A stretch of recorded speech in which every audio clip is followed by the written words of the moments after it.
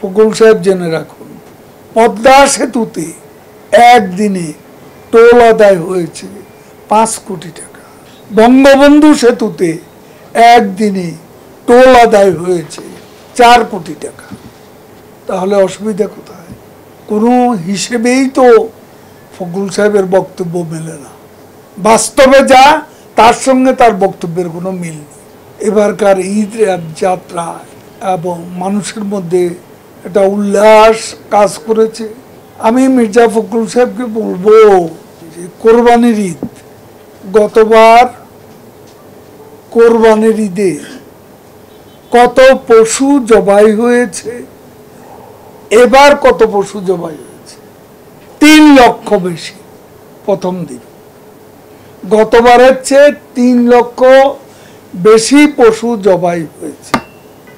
আরো বলবো, মানুষ কিছু কিছু জায়গা দৃঢ় যাত্রা, ছোটখাটো যানজট 2-1 জায়গায় হয়েছে, বেশি সময়ের জন্য না। তারপরও মানুষ এবারকার ঈদ যাত্রায় এবং মানুষের মধ্যে একটা উল্লাস কাজ করেছে। অনেকেই ঈদ যাত্রায় সামিল হয়েছে। পদ্মা সেতুতে একদিনে টোল আদায় হয়েছে 5 কোটি টাকা। ফখরুল সাহেব জেনে রাখুন, বঙ্গবন্ধু সেতুতে একদিনে টোল আদায় হয়েছে 4 কোটি টাকা। তাহলে অসুবিধা কোথায়? কোনো হিসেবেই তো ফখরুল সাহেবের বক্তব্য মেলে না। বাস্তবে যা, তার সঙ্গে তার বক্তব্যের কোনো মিল নেই।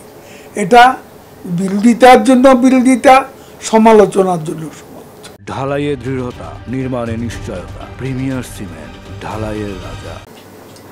বাজেট হয়েছে, বাজেট কতবার ছিল? 7,63,000 কোটি টাকা। এবার সে বাজেট নিয়ে দাঁড়িয়েছে 7,97,000 কোটি টাকা। বেড়েছে, তবে খুব বেশি বাড়েনি। আর এই সময়ে বাজেট সংরক্ষণ করা, ধারাবাহিকতা, এটাও এক ঝুঁকির ব্যাপার।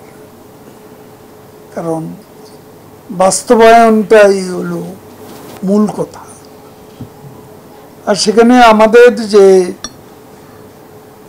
কাজ আমাদের করতে হবে,